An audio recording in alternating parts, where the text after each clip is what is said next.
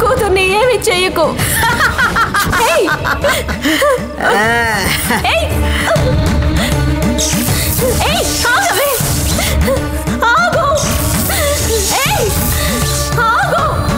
అయ్యో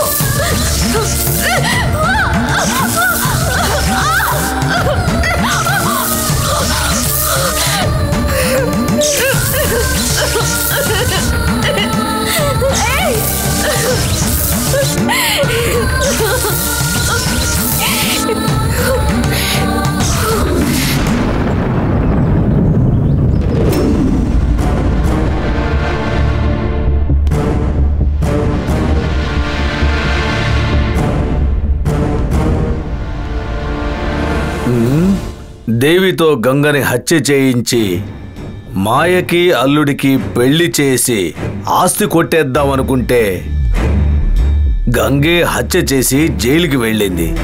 మనం వేసిన ప్లాన్ తారుమారైపోయిందిరా. అవునా? మీరు వేసిన ప్లాన్ ఎప్పుడు వర్కౌట్ అయింది కనుక గంగైనా ఒక హత్య చేసి ఏదైనా చేయగలనని నిరూపించుకుంది. కానీ మీరు దేనికి పనికి రాకుండా ఇంట్లోనే కూర్చున్నారు.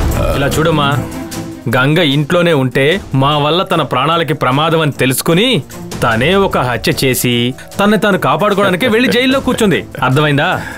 అవునవును, గంగ మీకు చాలా భయపడుతుంది. అలాగే అనుకుంటూ కూర్చోండి. అనవసరమైన ప్లాన్లు వేస్తూ కూర్చోకుండా ఇద్దరూ కలిసి మాయకి మంచి సంబంధాన్ని తీసుకురండి.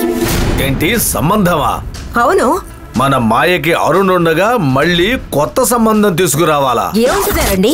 ఈ బంగ్లాకి మాయని మహారాణిని చేస్తానే, ఎప్పటికైనా వాళ్ళకి పెళ్లి చేస్తానే. ఇంకా అరుణ్ గురించి ఎందుకు ఆలోచిస్తున్నారు? అరుణ్కి ఆల్రెడీ గంగతో పెళ్ళయింది కదండి. పెళ్ళైతే ఏమిటే, రెండో పెళ్లి అనేది ఈ ప్రపంచంలో జరగందా ఏంటి? అరుణ్కి గంగకి పెళ్ళైన తర్వాత కూడా అరుణ్కి మాయనిచ్చి మళ్ళీ పెళ్లి చేయాలనుకోవడం చాలా నీచమైన ఆలోచన అండి. అరుణ్కి మాయకి పెళ్లి చేయాలన్న ఆలోచన ఎంతటితో మానండి. మాయ అరుణ్కి పెళ్లి కాలేదనుకుంటోంది. నువ్వు గట్టిగా అరవకో.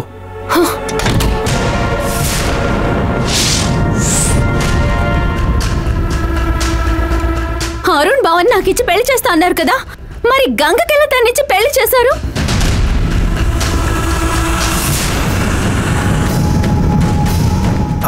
అదేంటంటే అమ్మా, నీకు మతి చెలించినప్పుడు.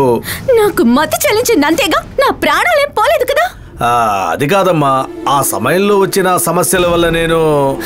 ఎన్ని సమస్యలు వచ్చినా మీరెలా ఈ పెళ్లి జరగనిచ్చారు నాన్న? అంటే మీరందరూ చేతకాని వాళ్ళ?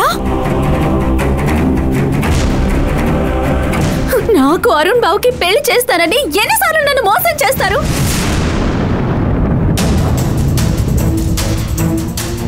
అది కాదమ్మా, ఆ రోజున్న పరిస్థితి అలాంటిది.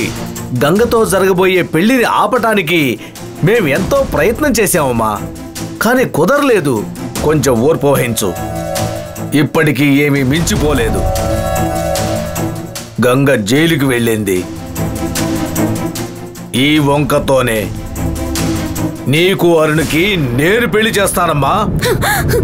ఇంతకు మించి మీ మాటలు నమ్మడానికి నేనేం సిద్ధంగా లేను.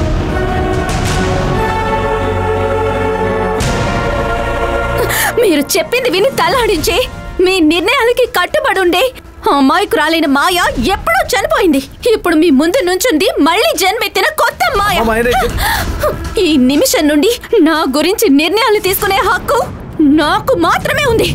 ఇకపై ఆ హక్కు మీలో ఎవరికీ లేదు.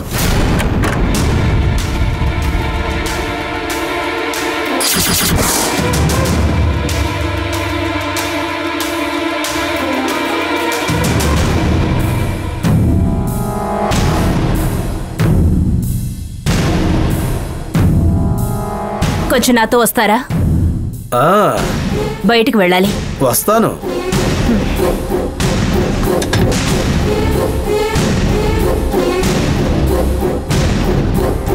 నానా ఆగండి.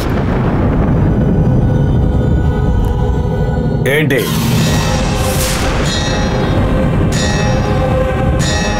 ఎక్కడికి వెళ్తున్నారు? దేవి పిలిచింది కదా, ఏంటి అడుగొస్తానమ్మా. మీరేమైనా తనకి డ్రైవరా?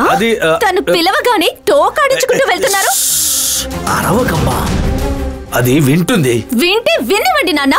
తనకేమైనా కొమ్ములు మొలిచాయా? మాయా, ఎందుకిలా కోపడతావు? అందరూ ఒకే ఇంట్లో కలిసి ఉంటున్నప్పుడు ఇలా ఎదిరించి మాట్లాడకూడదు మాయా. ఏం మాట్లాడుతున్నావు నువ్వు? నాకు పోటీగా శాంతిని తయారు చేసింది తనే కదా. తనకి నేనెందుకు మర్యాద ఇవ్వాలి?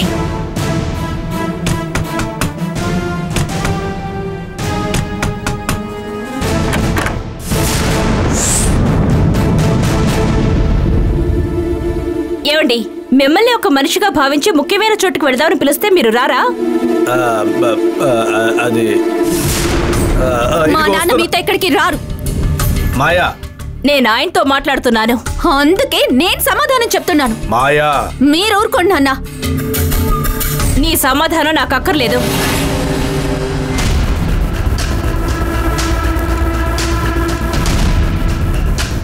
నువ్వు హాస్పిటల్ నుంచి తిరిగి వచ్చిన దగ్గర నుంచి నీ మాటల్లో తేడా ఉంది. నువ్వు మొదటి నుంచి తేడాగానే ఉన్నావు. నోరు పెరుగుతోంది. ఏమిటి, నాకు వ్యతిరేకంగా మీ కూతుర్ని రెచ్చగొడుతున్నారా? ఎన్నడూ లేంది ఈ రోజు నన్ను ఎదిరిస్తోంది. అలాంటిదేమీ లేదు. మీతో చేతులు కలపాలని నేను అనుకోలేదు. నా నుండి మీరు సహాయం పొందాలని మీ అంతటా మీరే అన్నారు. గుర్తుంది కదా?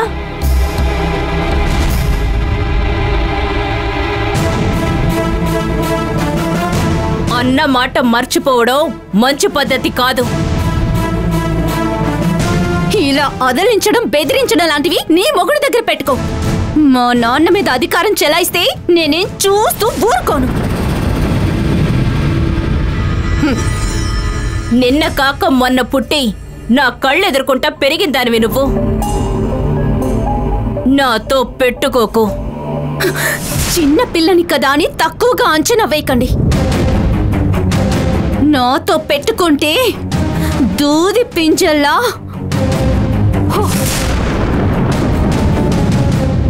ఊది పారేస్తా.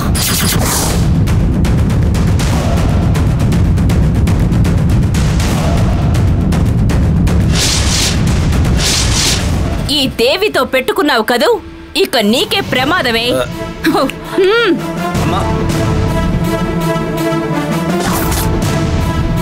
మీతో పెట్టుకుంటేనే ప్రమాదం, కానీ నాతో పెట్టుకోవాలనుకుంటేనే ప్రమాదం.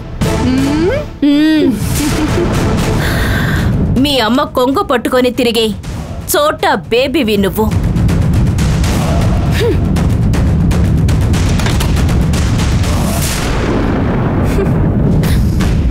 ఎప్పుడూ గలగల నవ్వుతూ మాట్లాడే నువ్వు ఈ రోజు ఇంత ఆవేశంగా మాట్లాడేవేంటి? నువ్విలా ప్రవర్తించడం నేను అస్సలు నమ్మలేకపోతున్నాను. వద్దు మాయా, నా కూతురువైన నువ్వు అణకువగా ఉండడమే నాకు సంతోషంగా ఉంటుంది. నువ్విలా మారడం నాకు నచ్చలేదు. నేనుగా మారలేదు.